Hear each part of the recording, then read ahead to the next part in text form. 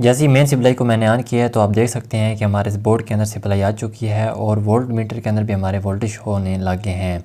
अभी फ़िलहाल हमारा ये मेन स्विच ऑफ है। अब जैसे ही मेन स्विच को मैं ऑन करता हूँ तो आप देख सकते हैं कि हमारा आउटपुट लोड भी ऑन हो चुका है। तो चलिए शुरू करते हैं इस बोर्ड को बनाने का मुकम्मल तरीक़ाकार। तो वीडियो को आपने एंड तक ज़रूर देखना है।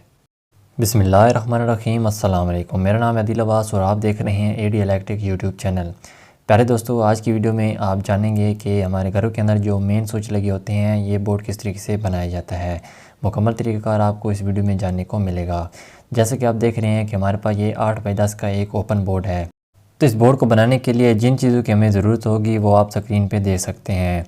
जिसमें हमारे पास ये एक ओपन मेन स्विच है जो कि 40 एम्पेयर का हमने लिया है। इसको ओपन मेन स्विच कहते हैं, जो कि पोर्सिलेन मिट्टी का बना हुआ होता है। तो ऊपर की जानिब हमारा ये मेन स्विच आ जाएगा और इसके बाद हमने एक डिजिटल वोल्टमीटर ले लिया है जिसकी मदद से हम घर में आने वाले वापस से ये लो या ज़्यादा वोल्टेज को भी देख सकेंगे। तो सेंटर में हमारा ये वोल्टमीटर आ जाएगा और दोनों साइडों पे हमने एक एक फ्यूज़ लगाना है जो कि हमने 30 एम्पेयर के लिए हैं। ये भी पोर्सिलेन मिट्टी की बनी हुई होते हैं। तो यहाँ पे आप देख सकते हैं कि इसका जो बेस है वो चीनी मिट्टी का बना हुआ है जो कि लोड की वजह से हीट अप नहीं होता। तो इसलिए बेहतर है कि मेन स्विच के साथ ये मिट्टी वाले फ्यूज़ इस्तेमाल करने चाहिए। तो यहाँ पे मैं इन सभी को हटा लेता हूँ, इसकी फिटिंग को कर लेता हूँ। फिर इसके बाद मैं आपको इसके मुकम्मल तरीक़ाकार बताता हूँ कि इसके कनेक्शन हमने किस तरतीब से करने हैं। दोस्तों, दरअसल ये बोर्ड मैंने ख़ुद कटाई की है। वैसे तो बने बने बोर्ड भी मिल जाते हैं लेकिन उसके ऊपर ये वोल्ट मीटर का ऑप्शन नहीं होता, तो इसलिए हमने इसकी तरतीब को ख़ुद ही सेट किया है। तो दोनों जो मेन स्विच के स्क्रू हैं वो हमने ओपन कर लेने हैं। यहाँ पे इसके दोनों स्क्रू लगे होते हैं। जैसे ही इनको आप ओपन करेंगे तो इसके ऊपर ये इसका जो कवर लगा होता है ये ओपन हो जाएगा। तो यहाँ पे आप देख सकते हैं कि इसका जो ये बेस है ये आपके सामने आ चुका है। तो यहाँ सेंटर में हम इसको इस तरतीब से लगाएंगे। तो इसको लगाने के लिए हमें 2 अदद नट बोल्ट की ज़रूरत पड़ेगी जो कि मैंने 1 इंच के लिए हैं। यहाँ पे आप 1.5 इंच का भी इस्तेमाल कर सकते हैं। तो दोनों नट को मैंने उतार लिया है और मेन स्विच के सेंटर में हमें 2 होल देखने को मिलते हैं जहाँ पे इन स्क्रू की मदद से इस मेन स्विच को बोर्ड के ऊपर फिट किया जाता है। तो दोनों होल के अंदर मैं इन स्क्रू को डाल देता हूँ और इसकी बैक साइड से इसकी नट को बारी बारी आपने टाइट कर देना है। तो मैं जल्दी कर देता हूँ ताकि हमारी जो वीडियो है ज़्यादा लंबी ना हो जाए। तो मेन स्विच को लगाने के बाद आप दोनों साइडों पे हमने बारी बारी एक एक फ्यूज़ को भी लगा देना है। तो फ्यूज़ को लगाने का तरीकाकार भी वही है कि दोनों पहले नट को आपने उतार लेना है, फिर फ्यूज़ को अपनी जगह पे लगा के इसकी बैक साइड पे आपने दोनों नट को टाइट कर देना है। तो इस तरीके से हमारे दोनों फ्यूज़ की फ़िटिंग भी मुकम्मल हो जाएगी। वीडियो की स्पीड को थोड़ा सा मैंने इसलिए बढ़ा दिया है ताकि आपका टाइम ज़ाया ना हो। दोस्तों, दोनों फ्यूज़ को फिट करने के बाद आप सेंटर में हमारा वोल्टमीटर आना है तो वोल्टमीटर को भी हमने इसी तरतीब से लगा देना है। इसकी भी बैक साइड से आपने दोनों नट को बारी बारी टाइट कर देना है। तो इस तरीके से हमारे इस जो वोल्टमीटर है इसकी भी फिटिंग पूरी हो जाएगी। तो फाइनली हमारा आप देख सकते हैं कि बोर्ड बिल्कुल ये तकरीबन रेडी हो चुका है। अब बारी आती है इसके कनेक्शन करने की।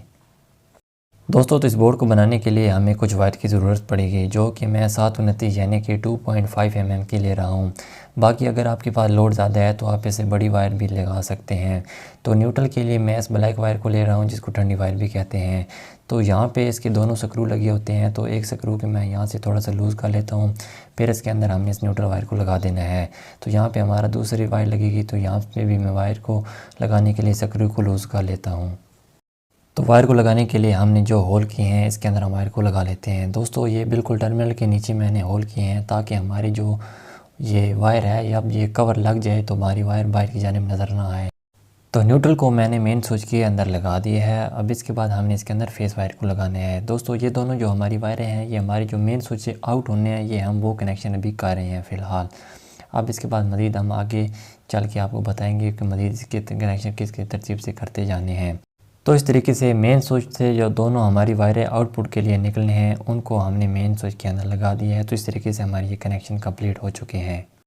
दोस्तों, अब जहाँ पर हमने दोनों फ्यूज़ लगाए हैं वहाँ तक वायर को पैमाइश करके काट दिया है। तो इस तरीके से आपने भी पैमाइश कर लेनी है और वायर को मेन स्विच तक पहुँचा के काट देना है।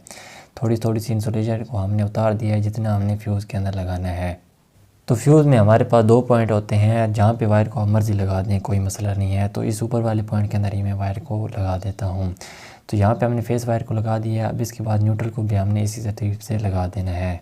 तो इस तरीके से हमारे जो फ्यूज़ के इनपुट कनेक्शन हैं वो भी मुकम्मल हो चुके हैं।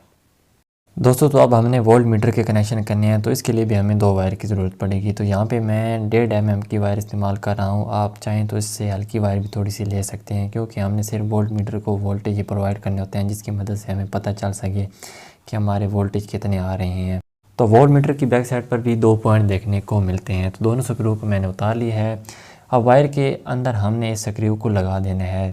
इस तरीके से अगर आप स्क्रू को वायर के अंदर लगाएंगे तो कभी भी ये लूजिंग नहीं रहेगी। बहुत ज़बरदस्त तरीके से ये स्क्रू के गिर्द वायर टाइट हो जाती है। वायर को लगा लेने के बाद जहाँ से स्क्रू को हमने ओपन किया था दोबारा उसी जगह पर स्क्रू को लगा देना है। तो इस तरीके से हमारे मीटर के जो भी न्यूट्रल और फेज़ की वायर हैं वो भी कंप्लीट हो जाएंगी।